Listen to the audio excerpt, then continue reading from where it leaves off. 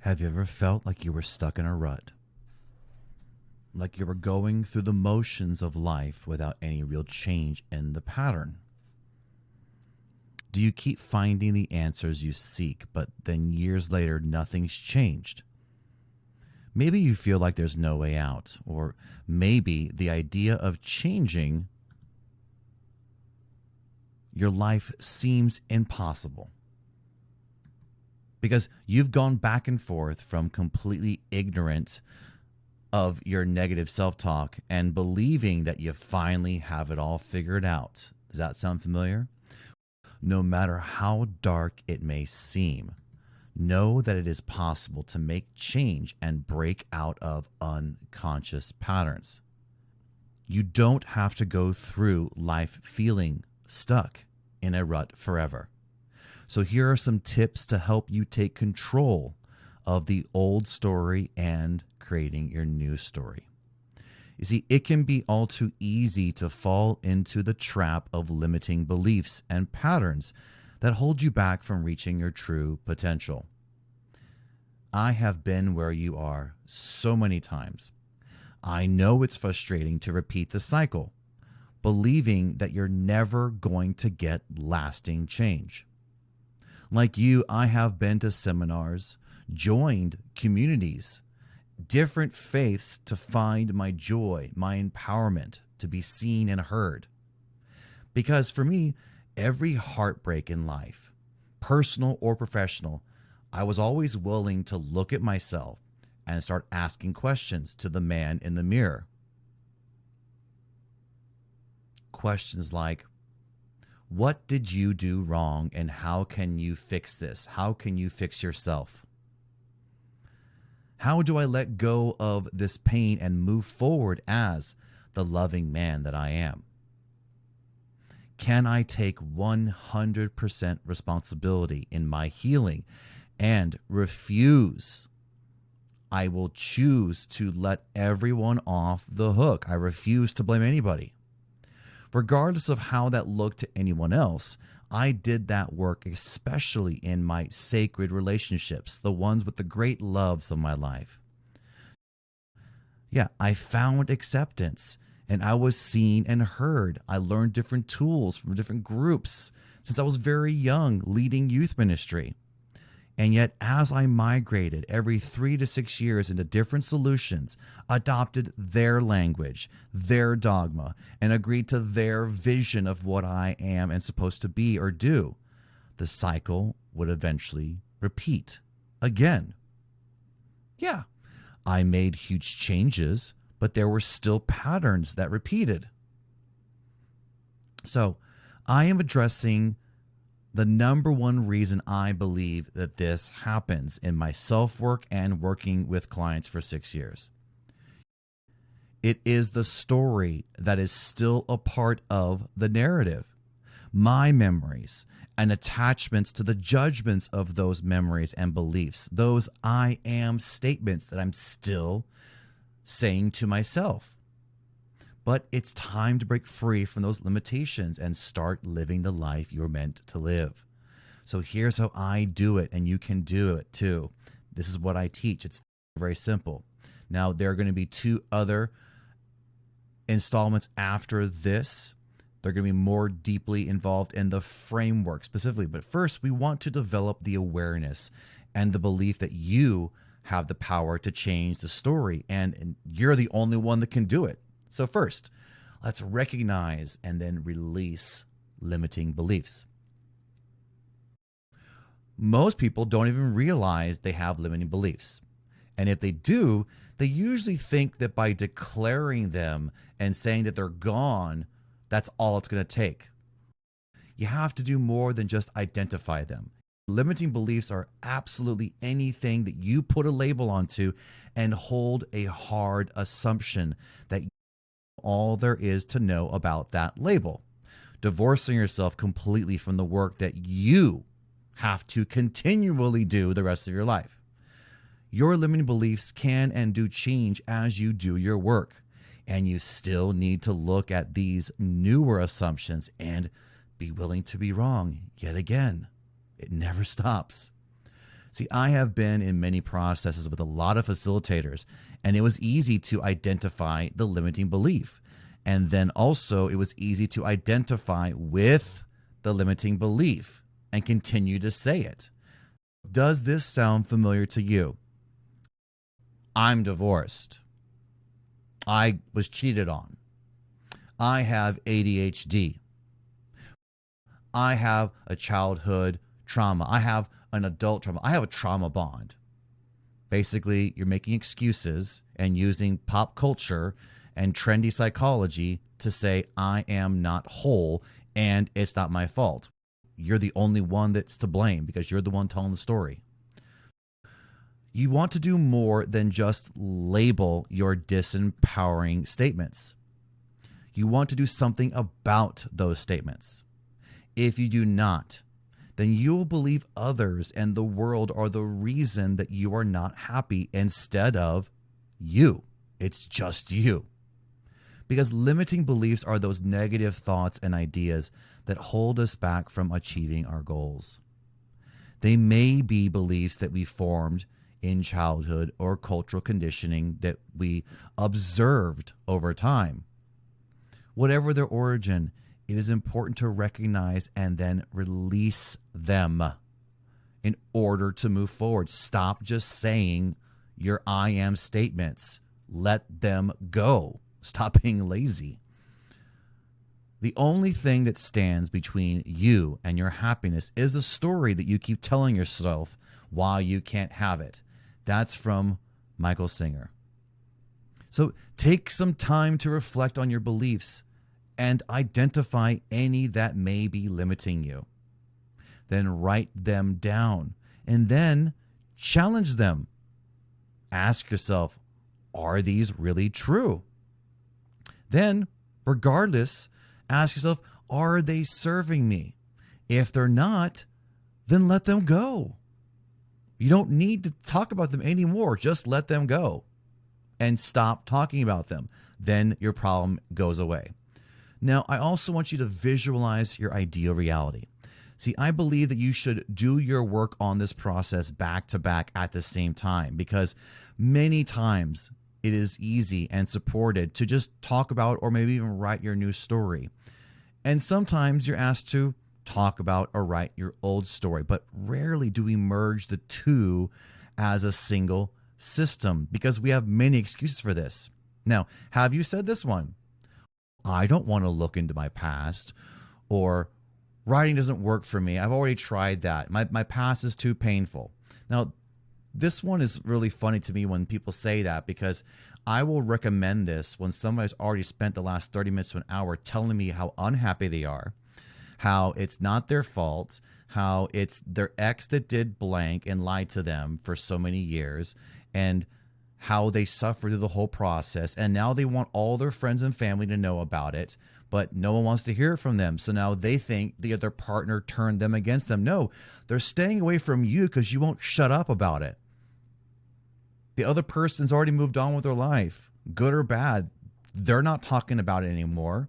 So why would your friends and family want to be around you when you want to force them to believe your version? No, that is you conditionally living. That is conditional love. So be unconditional and freaking drop the story. So yeah, that's my favorite one, when someone's like, no, I don't want to do any of that work. I'm like, great, then why do you keep talking about it? Then they get angry at me because I just highlighted they've been talking about their horrible life story for 2 hours, and the suggestion to write about it to them is just ludicrous. It's insane. And to them, that is literally a waste of time, not telling the story 3 times the same day to more people. Yeah, that's what they do. And you probably do it too. I've done it before myself. And if I'm not careful, I end up doing it even now with what I know. So it never stops. Now, also, they might say, does this sound familiar? I just can't create a vision. I will when this horrible tragedy I'm going through has passed, or when there's world peace. When there's literally nothing to complain about, then I'm going to be happy, Anthony. Then I'm going to write my vision. Yeah, that doesn't work. If you consistently repeat the same story to anyone who asks about your life, and you talk about the tragedy in other parts of the world and just how you just can't deal with the suffering of the children and what's going on in other countries or in your state, if that is all it takes for you to be unhappy, then you're going to be unhappy the rest of your life. Happiness is your life is falling apart and you still choose to be happy. That's what's impressive. That's what impresses me, because that means you are a spiritually aligned, awake, sacred human being. And you don't live by excuses. You don't use excuses to be unhappy. It means you are happy because you're happy. And you deal with your problems from that place instead of singing that sad song that you won't shut up about. So by doing so, you deny yourself the opportunity to find true happiness. For you will always be searching for something else to distract yourself from what you already have. So when I originally started working with divorce clients, my brand was Divorce Happy Now, because I was getting people to actually realize that it did not matter what was going on in the divorce. It didn't matter whether their partner was cheating, lying, stealing. When they realized that if they could not manifest joy in the middle of the storm, they were destined to repeat the process again and again. And I see people all the time who will come to me after they're on their third divorce, and then they finally are realizing that they're the fucking problem. Even though everyone's cheated on them before, even though everyone has done them so wrong, they show up in front of me when they finally realize that is not good enough. They have to change the narrative. Because if the only thing that matters for you is to see or hear something bad for you to experience pain, then you basically are not spiritual at all. Because faith is believing in the unseen. The fact that you can see someone or something happen and that upsets you and you think that's a special skill, that's not a special skill. You have eyes and ears. That's actually pretty lame and lazy. So you're not special at all by pointing out negative things. You're special, you're spiritually aligned if you see past those things. If you can look at someone that stabbed you in the heart and forgive them anyway. That's what's interesting. Now you're living a sacred experience versus being a boring, mundane, basic human being who needs everyone to be perfect around them to be happy. Yeah. Unfortunately, what that means is if you can't create the habit of being happy, regardless of what's going on around you, you will get your $1 million and you will still be fucking depressed. You will lose that $1 million. You will squander it. You won't appreciate it. You'll still complain. You'll live with millionaires and you will be unhappy and tell everyone about how unhappy you are because someone did you wrong and you think you're right and you think they're wrong. If that makes you happy, that's on you. So instead, embrace happiness and live in the moment, allowing yourself to find contentment in the present. Because your imagination is your creative power. You can create the reality that you desire. Neville Goddard. Now, I have many teachings on effective and scientific visualization and scientific prayer, but we're going to move on. I want you to look into the teachings of Neville Goddard, Dr. Joseph Murphy, and of course, Edgar Cayce. Visualization is a powerful tool for manifesting the life you want to live. Just look up the stories on the internet about the power of visualization to learn how it is different than wishful thinking. It's not spiritual bypassing either. You do not have to try hard at all to find science-backed results and studies on how the brain creates reality based on the influence of your habitual visualizations. Start simple, 5 to 15 minutes a day, and add complexity over time. Spend some time each day visualizing yourself living your ideal reality. Close your eyes and imagine what it would look like and feel like to be living the life of your dreams. See yourself surrounded by people that you love, doing the work that brings you joy, and living in the home of your dreams. Now that you have a basic awareness of the old story controlling your life, and after you have honestly freed yourself to dream and create your new story in your vision of your future, it's time to add a powerful tool that is you consciously creating your life. Use affirmations and I am statements. We are creating in this emerging framework to change the old story and not only envision your new story, but make big steps to actualizing it, your new ideal reality. You see, in my signature program, Awakening Your Reality Through the Stages of Your Creator Consciousness, there is a step that is specifically about speaking your truth and how it's necessary to keep you climbing the ladder, to keep you ascending on your spiritual journey, or else you're going to go back to the same old thing. So affirming your new story will help you integrate the transformation as you change, because the world around you is going to change, and with consistent work. So do you. Okay, I have more trainings on affirmations and mantras, but for now, the intentions are for you to make your affirmations believable and unique to your vision. Other people's affirmations are not as powerful as the one that you create and refine and add to over your experience. Because affirmations are positive statements that help you reprogram your mind and reinforce positive assumptions. So start each day by saying affirmations that support your vision of your ideal reality. Using I am statements such as I am successful, I am loved, I am fulfilled. Add on to that, make them unique and specific as possible. Repeat them daily and frequently, because as Abraham Hicks says, your work is to create the feeling in yourself even before you have the evidence of it. Now, you can also set alarms on your smartphone. I have all my clients doing this. They set 3 to 5 vibrate-only alarms with the affirmation typed up in the title. And you can have this repeat 3 to 5 times a day on silent, so only you see it. This is a simple way to help you reprogram your affirmation and start becoming a part of your self-talk. This gets it into the subconscious very fast. Now, also take action to create real change. All the visualization and positive thinking in the world won't make a difference if you don't take action. Identify the steps you need to take to create the change you want to see in your life. Break those steps down into smaller, actionable goals that you can work on every day.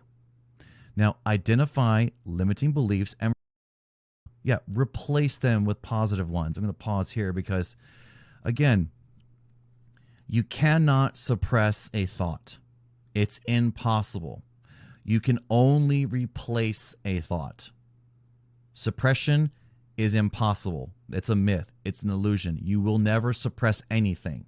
It will always manifest stronger and more abruptive with a bigger impact if you try or attempt to suppress anything. You're putting effort into it, so therefore it has to push back. We are in an attraction-based universe. If you push against someone because they hurt you, they're going to come back stronger. Or someone else in your life is going to show up next doing exactly what they did, and it's because you pushed so hard. It's guaranteed to manifest again. Whatever you resist will persist. So negative thoughts make more negative thoughts. You talk shit about somebody, people are going to talk shit about you and treat you shitty, and it will be your fault. It will be your fault because you don't understand the science behind how you are creating your own reality. You are ignoring the truth because you're addicted to your bodily sensations. You would rather just keep continuing what you're doing because you feel a certain way than actually discover the truth, have a tiny amount of discomfort, and feel 10 times better the rest of your life because you're addicted to telling the lies in your story. That's on you. Only you can change it. So that's why we use affirmations, because you can't suppress anything. You can replace everything. So taking action steps towards your goals daily. As you take action and create positive change in your life, do not be afraid to share your story with others. Now, understand, if you share your story with others, they may not be ready to hear it. So it's up to you.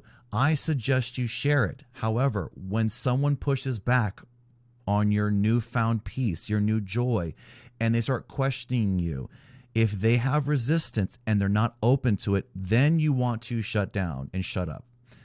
If they're not ready to hear it, they're going to want to argue with you. You're then going to want to prove how your methods are working for you, and you're going to literally put yourself into an unconscious state. You're going to go into beta brainwave, and you're going to create conflict, and all because you're just trying to make them understand.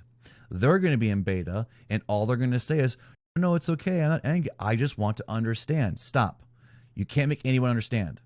It's only understood through actual real life experience. Your words will never teach them anything. They have to figure it out the same way as you have figured it out, which is why when you do this work, you end up stopping being friends with half people that you know because they refuse to start seeing their reality for what it is. And you won't be able to stand being around them, because they are going to create conflict with you. They're going to argue with you, and they're going to demand you feel like shit whenever they feel like shit. And they're going to say, that's what love is.